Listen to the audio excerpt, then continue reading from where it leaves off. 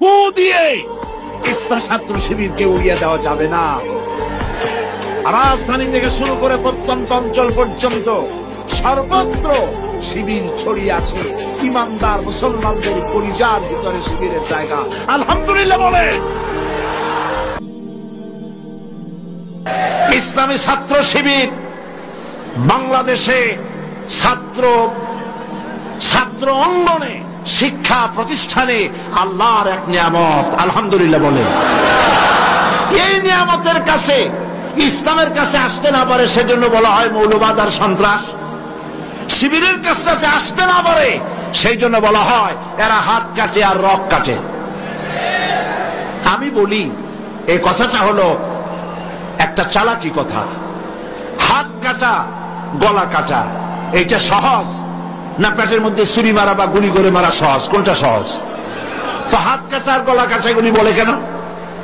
হাত কাটতে কাটা কত বড় মুসিবত, তারে 4-5 জনের ঠাইসে ধরা লাগবে। তাছাড়া কেউ কি বলবে যে আসছেন যখন আপনি হাতটা কাটিয়ে দিয়ে যান, এরকম বলবে কেউ? 4-5 জনের ঠাইসা ধরবে, মুখের মধ্যে গামছা ভরবে, তারপরে হাত কাটবে বা রক কাটবে, পায়ের রক, হাতের রক, এভাবে কাটবে। এত ঝুঁকি নিতে যাবে কেন?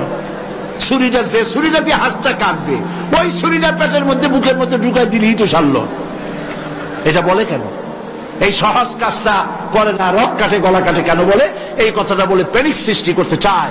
যে সমস্ত ছাত্র ছাত্রীরা দিন পেতে চায়, ইসলামে আসতে চায়, তারা যেন ইসলামী ছাত্র শিবিরের কাছে আসতে না পারে, তার জন্য ষড়যন্ত্রমূলক এই বদনাম তারা দেশ শুদ্ধ জড়াইছে। কিছুই করতে পারবে না ইনশাআল্লাহ। এগুলি করে কিছু করতে পারবে না।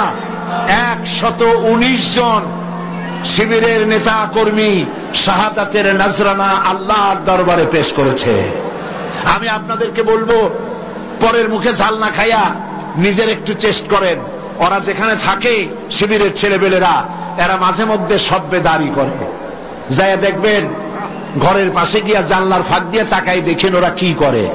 এরা মাদ্রাসায় পড়ে নাই, কলেজে বিশ্ববিদ্যালয় পড়ে, হয়তো দাড়ি টাড়িও এ পর্যন্ত অনেকে রাখতে পারে নাই, কিন্তু যাইয়া দেখবেন বস্তা ছেঁড়া হইলেও বালাম চাউলে ভরা, উপরে রং কাঁচা থাকলেও ভিতরে পাকা আম। ভিতরে যাই দেখবেন রাতের বেলা যখন তারা সব্বেদারি করে, তাহাজ্জুদের নামাজ পড়ে, সাহাবায়ে কেরামদের জীবনী আলোচনা করে আর মুনাজাত করে, সারা রাত কিভাবে ওরা কান্দে একটু তাকায় দেখে। এই চোখের পানি তারা আল্লাহর জন্য দেয়, দিন প্রতিষ্ঠার জন্য কাজ করে। সুতরাং এদের সাথে শত্রুতা না করে এই কাজগুলি, সন্তান যদি ভালো বানাতে চান, শিক্ষাঙ্গনে সন্ত্রাসী কারা সেদিকে তাকায় দেখেন, আর সন্ত্রাস কম করে কারা তাদেরকে দেখেন, সন্ত্রাস করে না কারা তাদেরকে দেখেন। এই জন্য সন্তান যদি ভালো বানাতে চান ছেলেদেরকে, তাহলে এই লাইনে দেন। মেয়েদেরকে যদি ভালো বানাতে চান এই পরিবেশে ছাত্রী সংস্থার সাথে দিয়ে দেন। আল্লাহ পাক আপনার মেয়েকে ভালো পথে রাখবেন, ছেলেকেও ভালো পথে রাখবেন। আল্লাহ যেন তৌফিক দান করেন, বলেন আমিন। আমরা এখানে যে কয়েকজন এসেছি আমাদের নাম দিয়েছে এরা শিবিরের কেন্দ্রীয় লিডার। এরকম একটা মিথ্যা কথা বলতে পারলে? শিবিরের কেন্দ্রীয় লিডার বেটা তুই বুঝিস? আমার যে যোগ্যতা, আমার মনে হয় শিবিরের কেন্দ্রীয় লিডার না, একটা কর্মীর জোতা টানার যোগ্যতা আমার হয়। এটা কি অন্যান্য জেনারেল দলের মতো তো 3 বছর গা ঢাকা, হঠাৎ করে সভাপতি? সবার তো খাওয়া লাগে, কর্মী হওয়া লাগে, সাথী হওয়া লাগে, সদস্য হওয়া লাগে, এরপরও পদ চাইলে পাবেন না, আল্লাহর পক্ষ থেকে আসা লাগবে। আর আপনি আমার একেবারে সর্বোচ্চ পর্যায়ে পৌঁছিয়ে দিলেন, ওখানে যাওয়া যায় তাই ব্যাপার। এই কথাগুলো যারা জসি সাহেবের, এসপি সাহেবের কানে তুলে দিয়েছেন বিভিন্ন নেতাদের, আপনি কি জবাব দেবেন? আপনার নিয়ে আমি টেনশনে আছি। আশা করছি এরকম যারা কাজে আছেন আপনি থেমে যাবেন। যুবকদের বলতে চাই, আর বাতিলের পেছনে ঘুরো না, আর তোমার ওই সব নেতাদের পেছনে ঘুরো না যারা নিজেরাও নামাজ পড়ে না, তোমাকেও নামাজের কথা বলে না। ওরা নিজেরা মিথ্যা কথা কয়, তোমরা টের পাও না? কি বলেন, টের পাওয়া যায় না? মারামারি করে নিজেরা আর বদনাম দেয় অপরের উপরে। চোখের সামনে যারা এরকম পারে, চোখের সামনে যারা এরকম পারে, তাহলে রাত দিন 24 ঘন্টা তাদের আমলটা কেমন?